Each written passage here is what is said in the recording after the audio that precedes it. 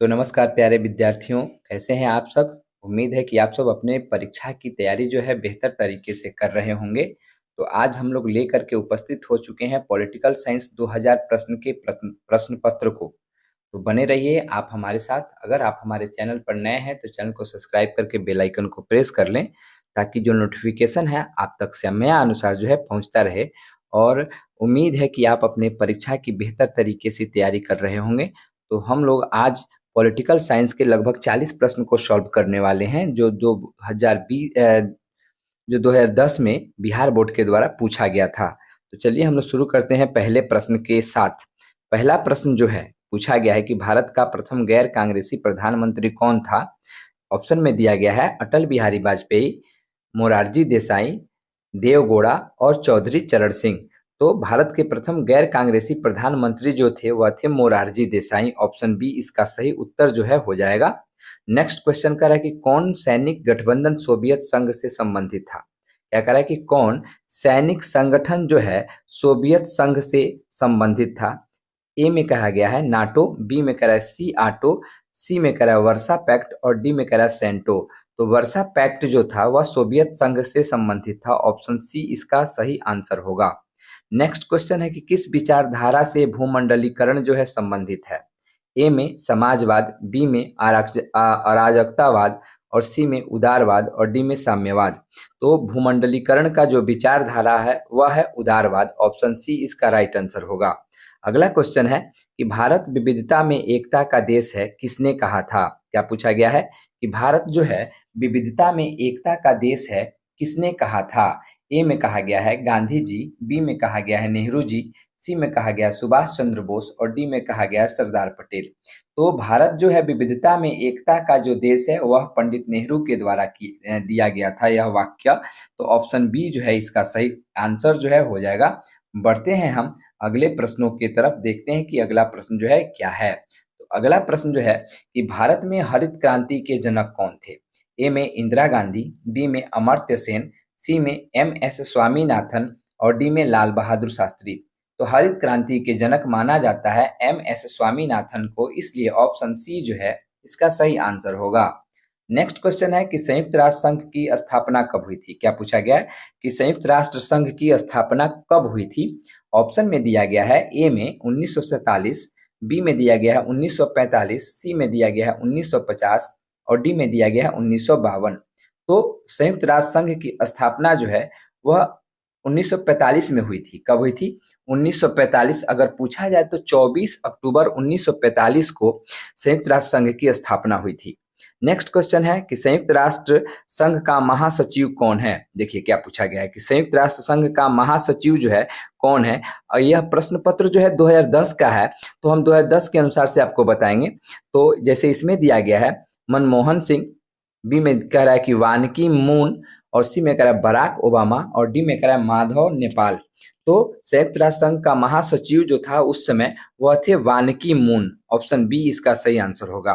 अगला क्वेश्चन है कि सुंदरलाल बहुगुणा जो है किस आंदोलन से संबंधित है। क्या पूछा गया है कि सुंदरलाल बहुगुणा किस आंदोलन से संबंधित है। ए में नर्मदा बचाओ, बी में ऑपरेशन फ्लड, सी में चिपको आंदोलन और डी में संपूर्ण क्रांति। तो सुंदरलाल बहुगुणा जो है वह चिपको आंदोलन से संबंधित है। ऑप्शन सी इसका राइट आंसर होगा। नेक्स्ट क्वेश्चन है कि लिट्टे एक आतंकवादी संगठन है। क्या पूछा गया है कि लिट्टे एक आतंकवादी संगठन है। ए में श्रीलंका का, बी में पाकिस्तान का, सी में भारत का और डी में रूस का। तो लिट्टे जो है वह श्रीलंका का एक आतंकवादी संगठन है। ऑप्शन ए इसका राइट आंसर होगा। अगला क्वेश्चन कि 1971 में भारत ने पहला परमाणु परीक्षण कहाँ किया था। क्या कह रहा है कि 1971 में भारत ने पहला परमाणु परीक्षण कहाँ किया था। ए में पोखरन, बी में बीकानेर, सी में मिर्जापुर और डी में त्रिवेंद्रम। तो 1971 में जो पहला परमाणु परीक्षण भारत ने किया था वह किया था पोखरन में। ऑप्शन ए इसका राइट आंसर होगा। मिलते हैं हम अगले प्रश्नों के साथ। तो चलिए देखते हैं कि अगला प्रश्न क्या। 11 नंबर प्रश्न कह रहा है कि गोवा भारत संघ का राज्य किस वर्ष बना। ए में कह रहा है 1967, बी में कह रहा है 1987 और सी में कह रहा है 1949 और डी में कह रहा है 1950। तो गोवा जो है भारत का 25वां राज्य बना था 30 मई 1987 ईस्वी को। ऑप्शन बी इसका सही आंसर होगा। अगला क्वेश्चन जो है, नाटो की स्थापना किस वर्ष की गई थी? क्या पूछा गया है कि नाटो की स्थापना जो है किस वर्ष की गई थी? तो नाटो की स्थापना जो है सन 1949 में किया गया था। कब किया गया था? सन 1949 में किया गया था। और अगर आपसे पूछा जाए कि नाटो में कुल कितने देश जो हैं सदस्य रूप में हैं, तो 12 देश जो हैं सदस्य रूपी हैं। कितने देश हैं? 12 देश जो हैं वह सदस्य रूपी हैं, अर्थात नाटो के सदस्यों की संख्या जो है 12 है। अगला क्वेश्चन है, योजना आयोग कौन सा निकाय है? ए में संवैधानिक निकाय, बी में गैर संवैधानिक निकाय, सी में व्यक्तिगत निकाय और डी में इनमें से कोई नहीं। तो योजना आयोग जो है वह गैर संवैधानिक निकाय है। ऑप्शन बी इसका सही आंसर होगा। चलिए देखते हैं हम अगले प्रश्नों को कि अगला प्रश्न जो है हम लोग का क्या है। तो अगला प्रश्न में पूछा गया है कि कांग्रेस का विभाजन किस वर्ष हुआ था? क्या पूछा गया है कि कांग्रेस का विभाजन जो है किस वर्ष हुआ था? ए में 1967, बी में 1969, सी में 1968 और डी में 1970। तो कांग्रेस का विभाजन जो है वह 1969 ईस्वी में हुआ था। ऑप्शन बी इसका सही आंसर हो जाएगा। और उस समय प्रधानमंत्री कौन थे? तो उस समय महिला प्रधानमंत्री थी इंदिरा गांधी। एक बार और जो है कांग्रेस का विभाजन हो चुका था जो 1907 के सूरत अधिवेशन में हुआ था, और वह हुआ था गरम दल और नरम दल के बीच में। तो चलिए अगला प्रश्न को देखते हैं कि 15 नंबर जो प्रश्न है वह क्या है। तो 15 नंबर प्रश्न में कहा गया है कि सूचना का अधिकार किस वर्ष लागू हुआ? क्या पूछा गया है कि सूचना का अधिकार किस वर्ष लागू हुआ? ए में 2002 ईस्वी, बी में 2004 ईस्वी, सी में 2005 ईस्वी और डी में 2003 ईस्वी। तो सूचना का अधिकार जो है वह सन 2005 ईस्वी में लागू हुआ था। ऑप्शन सी जो है इसका राइट आंसर होगा। अगला क्वेश्चन कि सोवियत संघ के विभाजन के बाद रूस का प्रथम निर्वाचित राष्ट्रपति कौन था? क्या कह रहा है कि सोवियत संघ के विभाजन के बाद रूस का प्रथम निर्वाचित राष्ट्रपति जो थे वह कौन थे? ए में कह रहा है ब्रेजनेव, बी में कह रहा है यल्तसिन, सी में स्टालिन और डी में गोबार्चयोव।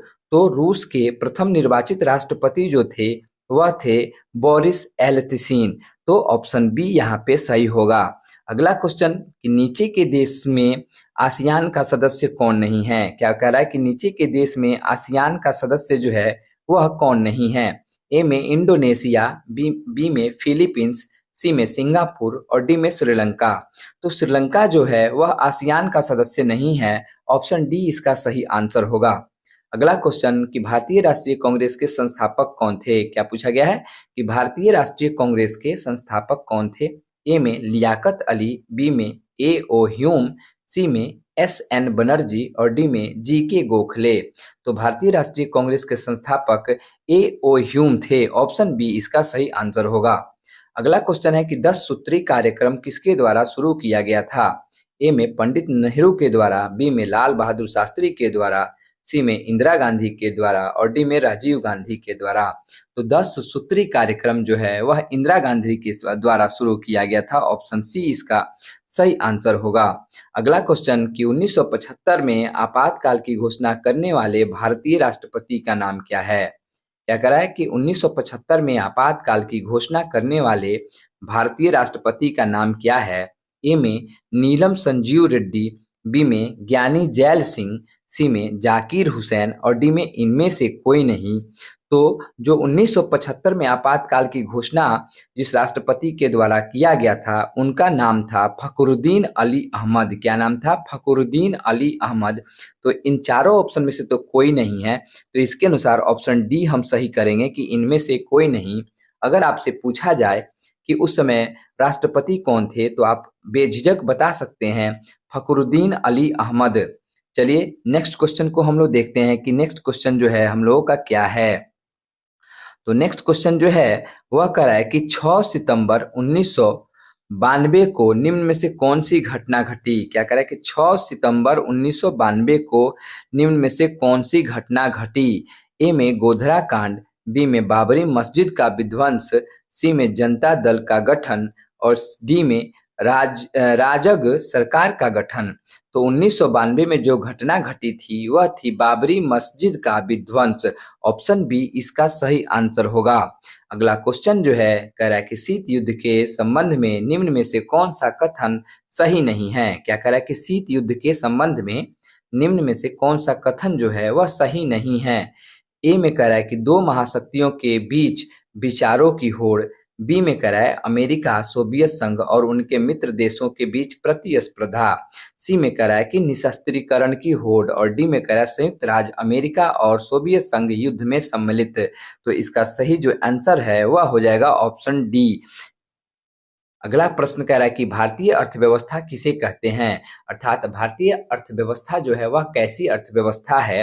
ए में निजी अर्थव्यवस्था, बी में पूंजीवादी अर्थव्यवस्था, सी में मिश्रित अर्थव्यवस्था और डी में इनमें से कोई नहीं। तो भारतीय अर्थव्यवस्था जो है वह मिश्रित अर्थव्यवस्था मानी जाती है। ऑप्शन सी इसका सही आंसर होगा।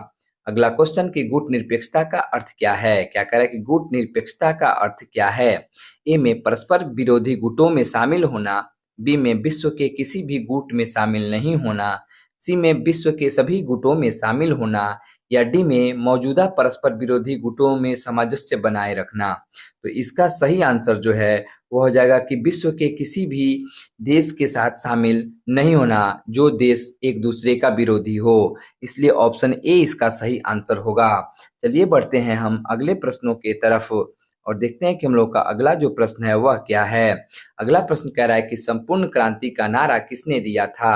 ए में इंदिरा गांधी, बी में जयप्रकाश नारायण, सी में राजनारायण और डी में जगजीवन राम। तो संपूर्ण क्रांति का नारा जो है वह जयप्रकाश नारायण के द्वारा दिया गया था। ऑप्शन बी इसका सही उत्तर होगा।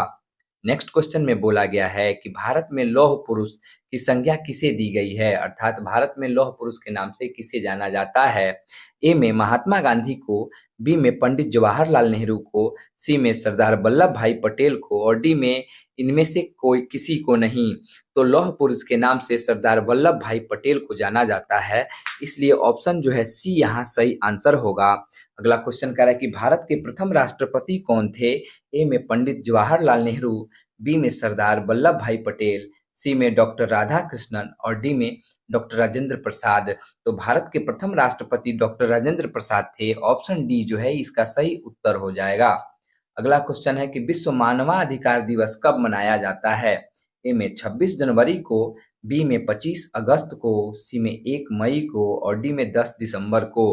तो विश्व मानवाधिकार दिवस जो है वह 10 दिसंबर को मनाया जाता है। ऑप्शन डी इसका राइट आंसर होगा। अगला क्वेश्चन कह रहा है कि भारतीय राष्ट्रीय कांग्रेस पार्टी का जन्म कब हुआ, अर्थात भारतीय राष्ट्रीय कांग्रेस की स्थापना कब हुई। ए में कहा गया है 1885, बी में 1905, सी में 1916 और डी में 1947। तो भारतीय राष्ट्रीय कांग्रेस की स्थापना जो है वह 1825 में की गई थी, 1885 ईस्वी में किया गया था। ऑप्शन ए यहाँ पे सही हो जाएगा 1885।